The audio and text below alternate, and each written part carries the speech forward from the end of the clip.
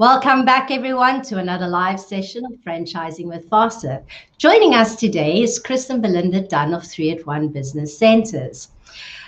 Today, we're going to be discussing how COVID impacts the way we do business and things going forward. Businesses must operate smarter to stay in business and to keep their doors open.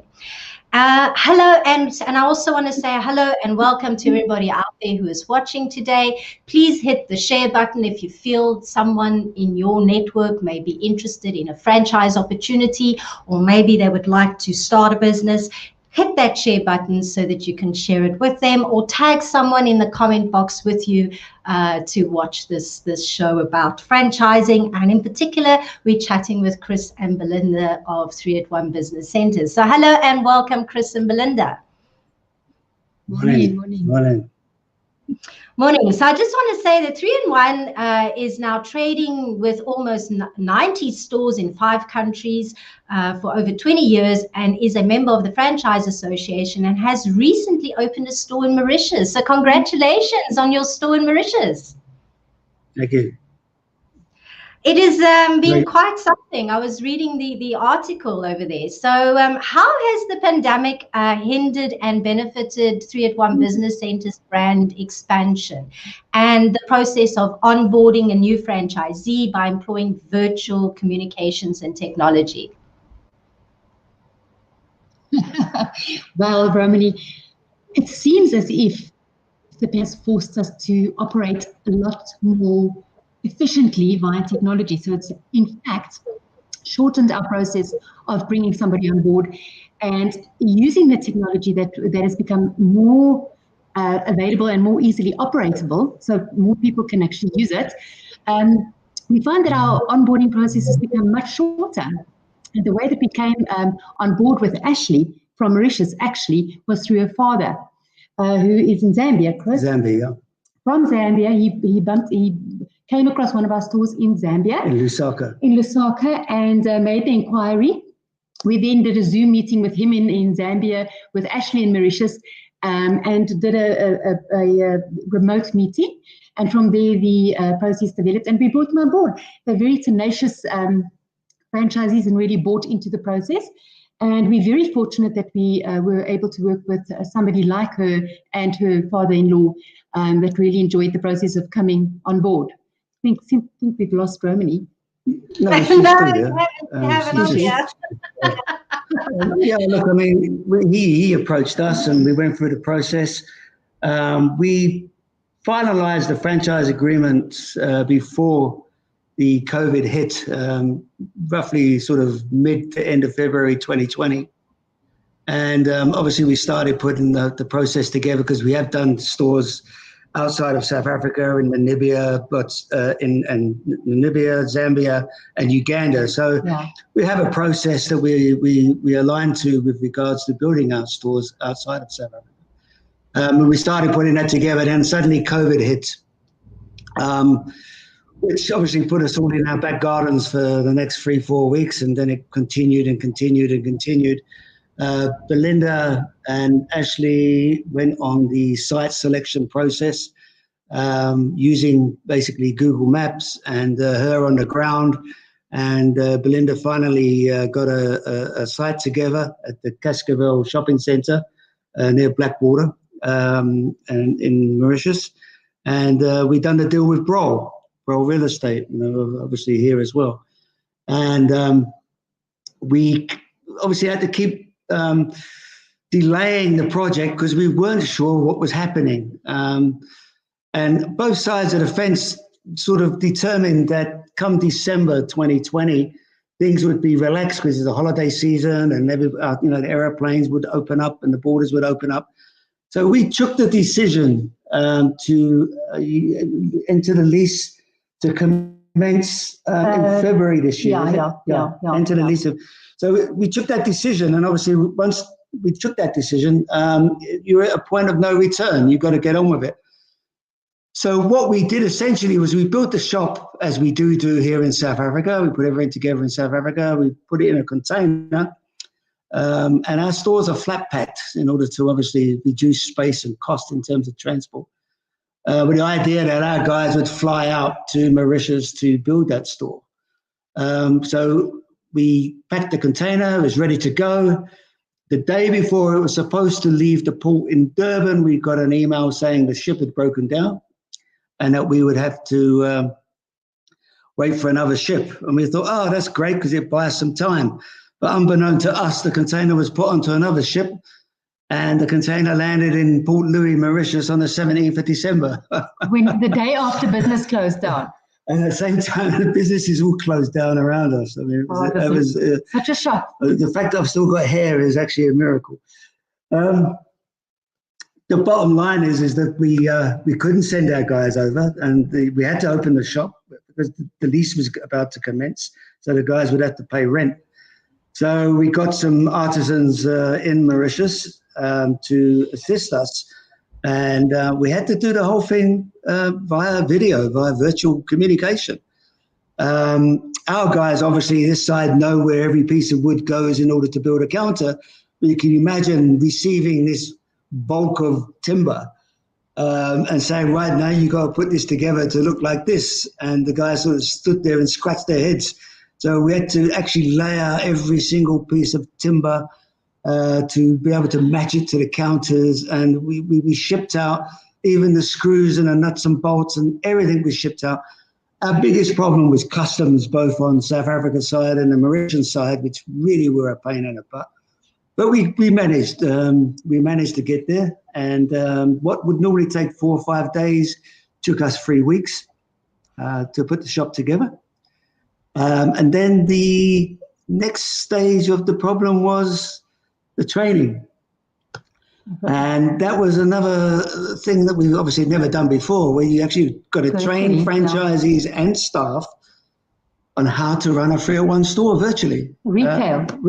And that's, the point of sale system, the machinery, the equipment, how it works, things again that we would normally do in a training store and then add value by assisting the franchisee to open their store within their own store, we had to do virtually. So again, what would normally take a week or two took nearly a month. So, sure. But eventually we got it right. And that's kept us in good stead now because we've got a lot of experience from it.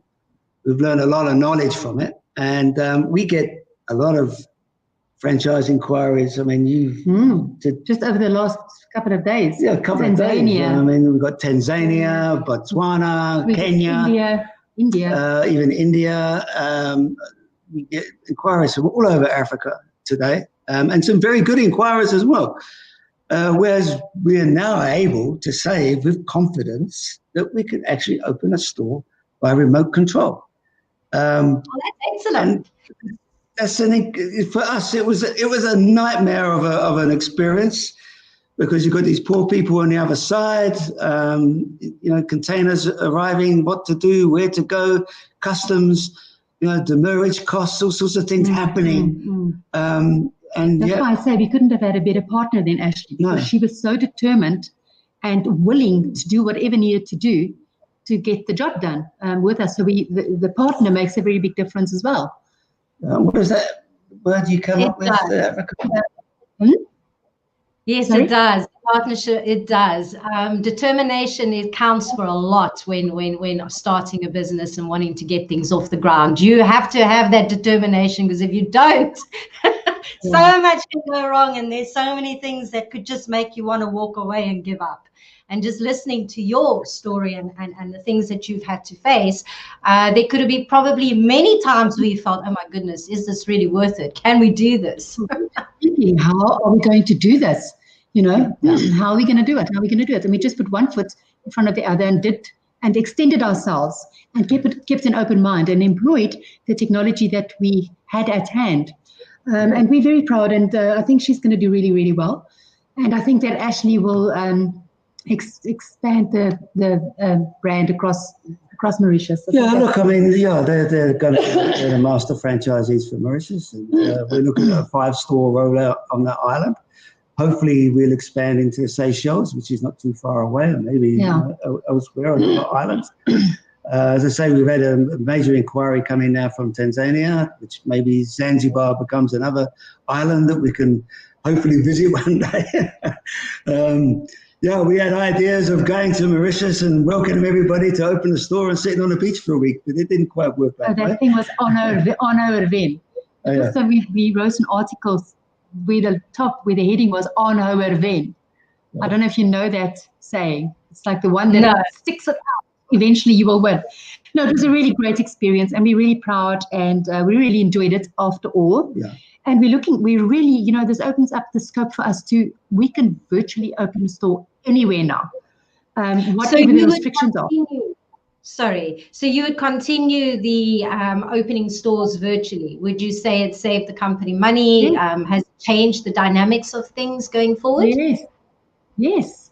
Absolutely. I mean, efficiency, economy, the ease of communications, the lack of access.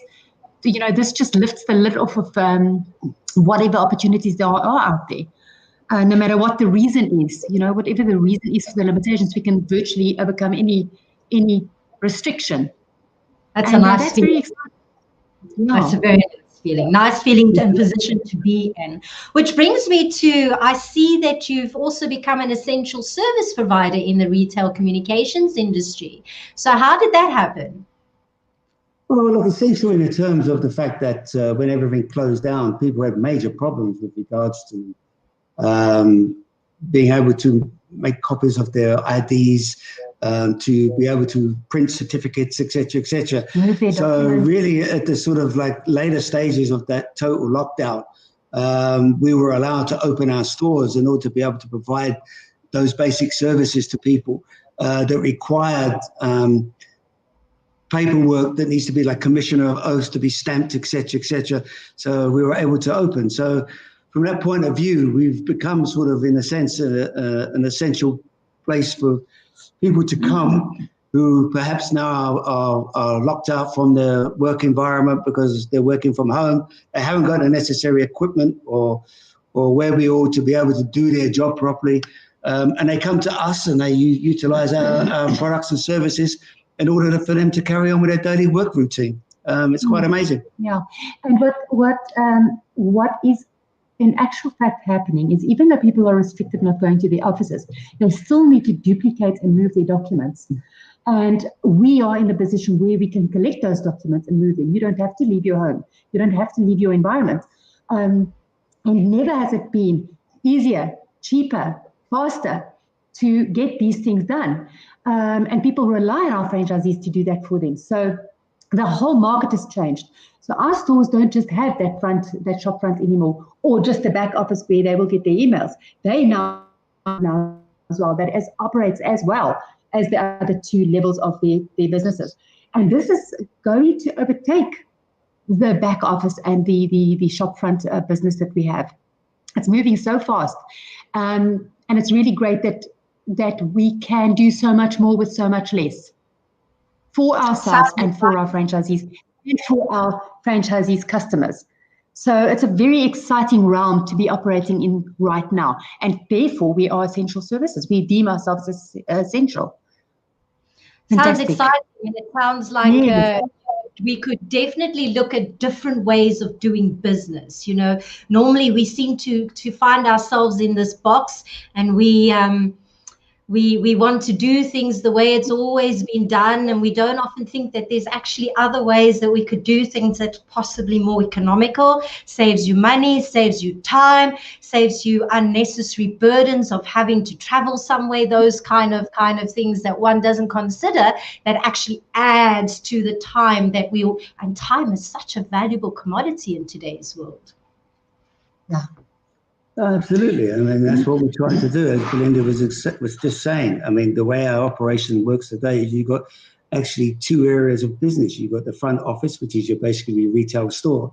And as important today is your back office, which is your retail store at the back. So, a lot of business is done today via email. Someone emails us something, we print it, do it, and then courier it out to wherever it's got to go to, because we're in that communication base, with the courier, with the email, with electronic information technology that we use. So yeah, it's changing, and this pandemic has made a significant change to the way we operate. 18 months ago, you would never be having Zoom meetings discussing a franchise opportunity. We would have to go to wherever it was that person was in order to be able to have that discussion. Today, we're having a discussion. Somebody in Tanzania who wants to open up in Dar es Salaam via Zoom, and everything's done via IT, electronic media. Yeah. So it's changed the whole dynamics of the way one does business, and you've got to look at that and grab hold of it and change with it. Otherwise, you're going to be left behind. You've got to, and the world changes, and when it changes fast, like it has recently, you've got to be able to change fast with it. If not, you're going to get left behind. It's as simple as that. Our retail models are changing. Landlords are going to have to relook at their whole shopping centres and reassess who they are, where they are, what they're going to do, etc., and how they incorporate their tenants and have a tenant mix. Because online shopping, not so much today in South Africa, but certainly online shopping throughout the rest of the Western world is growing at phenomenal rates. Today, people don't go to the shop, whether it's either for buying their groceries or whether it's a pair of shoes or a T-shirt or a computer or a phone or whatever. It's all done online. And we're moving into that market rapidly by our store-to-store courier service. So someone can order something from, say, Takealot or whatever, and have it delivered to a 301 store and collect it safely in a time zone that suits them, rather than the driver trying to get into a security complex or office complex or whatever. So these are things that we've added onto our system to be able to incorporate the changes that are going on out there in the world of technology. So if you buy 2 dresses and one doesn't fit, you take it back to your 301 store and you can send it back to the supplier. That's how it works, and that's the type of environment that we're moving into. And we've also just released now and launched our store within a store concept, whereby we can have a satellite store in a pharmacy, or say a spa or garage forecourt, etc. So this concept will grow as time goes on, because people are more and more used to doing more than one thing when they're visiting a particular retail outlet. Convenience. So if you go to the garage and fill up with petrol, you can go and collect your courier, you can go and print your whatever it is you want to go and do, have a cup of coffee and do everything you want to do at the same time, do your shopping in the Woolworths store. So these are all value-added conveniences that this pandemic has brought about in terms of changing the whole dynamics of the retail environment. And this is where we're going. You can't just rely these days on that one product. You can't just be a tobacconist and say, I'm going to sell tobacco because you're addicted to it. You gotta sell other things as well to go with it in order to be able to increase the footprint within your business to increase your revenue. And that's what we do really, really well. We have a very broad range of services that we allow our franchisees to be able to provide to their customers. The broadest. And we add to them on a continuous basis as we see a need. Evolution. We see a need. I mean, we're doing our promotional gifts. You can have printed T-shirts. You can have printed branding. mugs.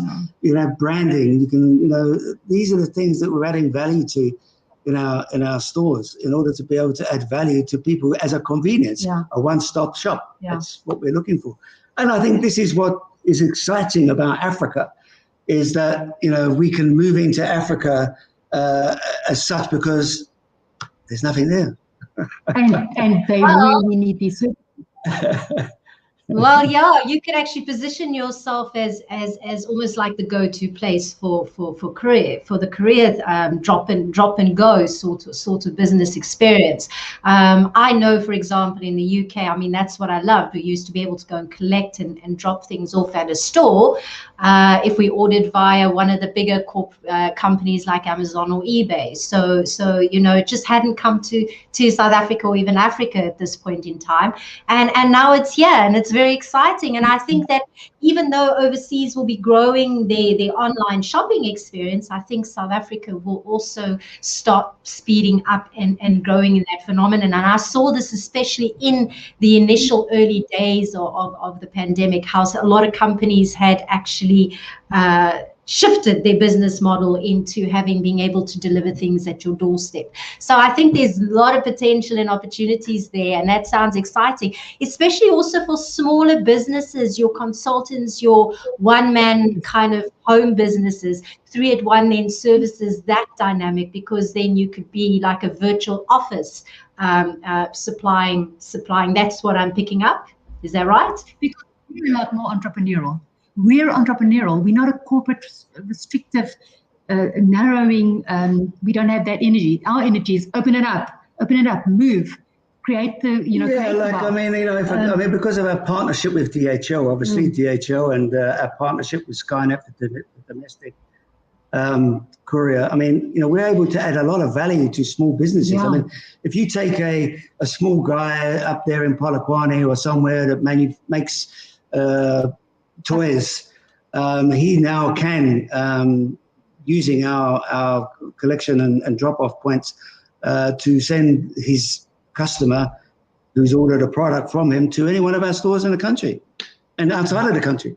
And if you look at, say, for instance, our shops in Lusaka, they are also money transfer shops. They've added the money transfer Western Union to the mix. Yeah. So we allow that, because it's added value to that. Because a lot of money comes in and out of Zambia via Western Union and other bank transfers. Yeah. So we've added value to that. So if anything, it's got synergy with communication and business services. We'll look at it and we'll say, yeah, let's try it. Let's give it a go. Rather than just saying no. No. Everybody says no. Yes. Look at something. Yes. I just want to say, I just want to look at our audience chats here for a few minutes. A lot of hellos. Good morning to Eve. Good morning to Sakite. Wakil is saying hello. Monkey Nastics has dropped in saying a perfect, brilliant, perfect opportunity. Desiree Pather is asking, would love to know the challenges of expanding the franchise into other southern countries, especially Mauritius, Namibia. If possible, could you contact me with advice, please? So Desiree is asking for advice and would love to hear some of the challenges that you experienced when opening the store. And then Monica is saying, we legalize retailers. We are busy legalizing the 3@1 Douglas Dale Village. And then 3@1 is an amazing concept. We would love to offer our services to all franchises and new business folks out there. And Douglas Dale. Sorry? What did you say about Douglas Dale there? Did you mention us? They are busy legalizing the 3@1 Douglas Dale Village. I don't know what that means. Yeah. We've got a long standing. We've been there for 15 years. Yeah. Douglas Dale, lovely franchisees. Yeah. Ed. Excellent. And then Eric has popped in to say hi as well. So yes, would love to hear some of your challenges. So what were the challenges that you experienced when you expanded overseas? The biggest challenges is obviously the it was definitely regarding the bureaucracy. Import export. If you haven't done it before, it's a nightmare to get around. Particularly if you're dealing with SADC countries. Give you an example. You fill in a SADC certificate for those things that are manufactured in South Africa, so that they're duty free when they get to another SADC country. So we fill it in according to the South African customs, and we fill in the form and put the manifest together, and we ship it off, and it gets to Mauritius, and Mauritius says, no, you got to fill it in this way. So we can't release your container until it's filled in this way. So they send it back to us, and we fill it out again.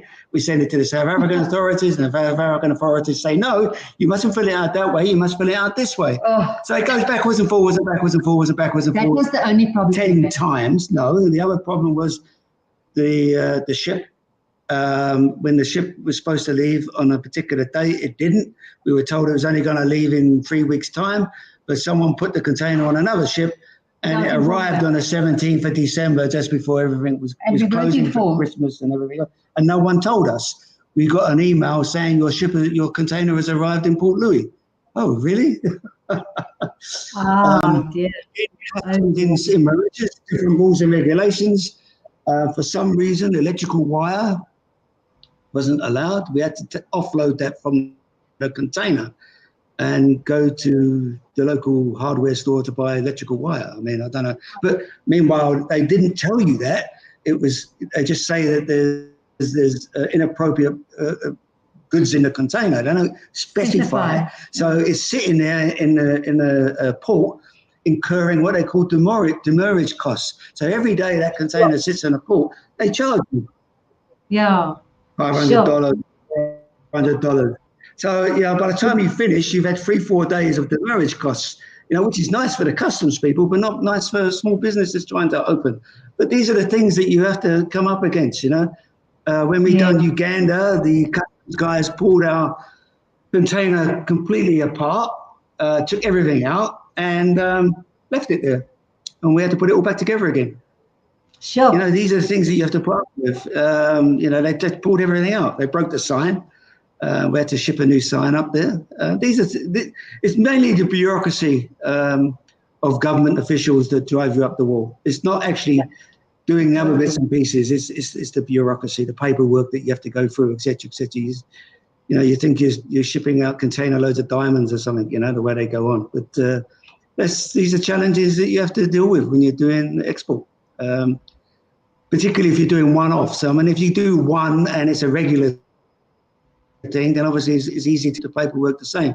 But if you're doing a one-off like we just did, it becomes difficult. Even Namibia was a difficult. Our guys had to get to the border. They couldn't get through the border. We had to turn around, drive all the way back to Joburg, get a visa, and then drive all the way back to the border again. Sure. These are things that you have to put up with. You're going to. We're running out of time. So, but you have to overcome it,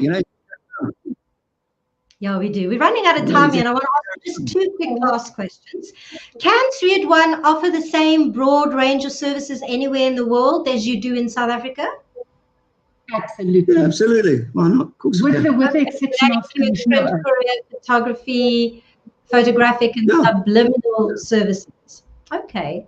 We can do. We've looked at Europe, obviously. I mean, we've looked at France, we've looked at the UK, we looked at Ireland, Northern Ireland, Southern Ireland.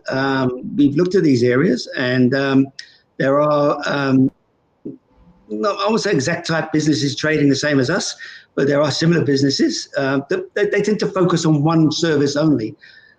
Whereas we encompass a whole range of different products and services, so it adds a lot of value to our business. But you can do the photographic, you can do the courier, you can do the printing, you can do the sublimation, and you can do all that stuff, no problem whatsoever, throughout the whole of Europe, Canada, Australia, United States, wherever, Pakistan, India, you can do exactly the same. Obviously, you've got to look at each individual territory from a demographics and economic point of view to see whether your business is going to be successful or not. That's the big thing.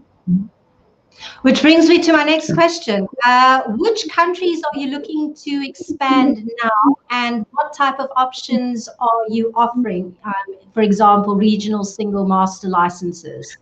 Yeah, we've got three things going at the moment. For instance, like say in the UK, we're offering in the United Kingdom, Ireland, master territory licenses within a region. So England's split up into boroughs. You've got boroughs. So you've got Greater London, and within Greater London, you've got boroughs. So a person can have an individual store. They can buy the license for a borough, and they can even look at buying the license for multiple boroughs, and they can look at buying a license for counties. So, for instance, if you went to St Albans, for instance, that's a town, you can have a store there. You can have the borough of St Albans, or you can look at the whole county, which is Hertfordshire. So we're looking at that, and we're also working on the basis of if you went into an area like that, you could have a first right of refusal to move up in terms of becoming a multiple store owner, or going into being a sub franchisor in a particular territory. But that would obviously apply to anywhere. Anywhere, yeah. Well, I'm just saying that as an instance. I'm just saying UK as an instance. It could be, you know, United States, could be Canada, Australia. It could be Mpumalanga, it could be Limpopo. Yeah. If you want to apply to Africa and Southern Africa. It applies everywhere. I mean, you know, we would look at individual stores and regional areas, and obviously larger territories. Obviously, we've got quite a few, because a lot of we've been going for 21 years now. So a lot of our franchisees have re-signed for a new term, and a lot of them have second and third stores. So we have that sort of expansion going on as well, which is really, it's very affirming, and it strengthens the brand, because you know you're working with entrepreneurs and operators that are strong and experienced. So that is another way through which we expand. And also believe in the brand, yes. So Monica was just clarifying over there. She says every retailer who opens up a store must have an occupation certificate. Some in food need trade licenses, etc. So I'm guessing that's what Monica was doing for the guys at Douglasdale Village, just getting their occupation certificate or something. Yeah, I guess so. The occupation certificate. Yeah, occupation. Yeah. So that's all we have time for today. Gosh, time flies when you're having fun. I just want to remind everybody that 3-in-1 service offering encompasses DHL Express, Easy, 3-at-1 counter-to-counter national courier, Kodak Express offering, photos, collages, block mounting and photo book, as well as ID Visa photos. 3-at-1 also offers business print, broad format print, and related services like binding, laminating, and so on. Stores also offer image transfers, and we have our own branding, and they have their own branding portal for corporate gifts. 3-at-1 now also offers business registrations and many SARS-related services. Franchisees can also apply to become a commissioner of oaths. So thank you everyone for joining us today. If you'd like to know more about 3-in-1 business centers, we will be popping a link in the comment box below. You can contact Chris or Belinda Dunn about franchise opportunities or anything you would like to know more about with regards to 3-at-1 business centers. So thank you everyone for watching. Thank you Chris and Belinda for joining us today, and have a super week, whatever it is you're doing. We have to hear from you. Thank you. Cheers. Cheers. Thanks, Romani. Bye. Bye. Bye.